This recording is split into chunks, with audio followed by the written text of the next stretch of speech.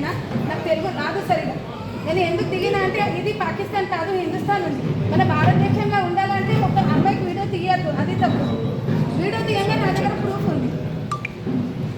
అది కాళ్ళ మీద కూర్చుండి సారీ చెప్తున్నారు. ఎందుకు సారీ? అలా సారీ వద్దు మనకి. ఆ వీడియో ఎట్లా తీసిందో అట్లనే ఆ అమ్మాయికి వీడియో తీయాలి.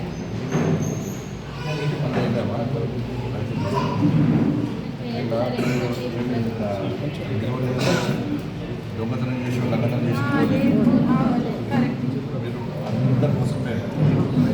ఇవాళ తెలంగాణ చూడండి, కార్యకర్తలు కానీ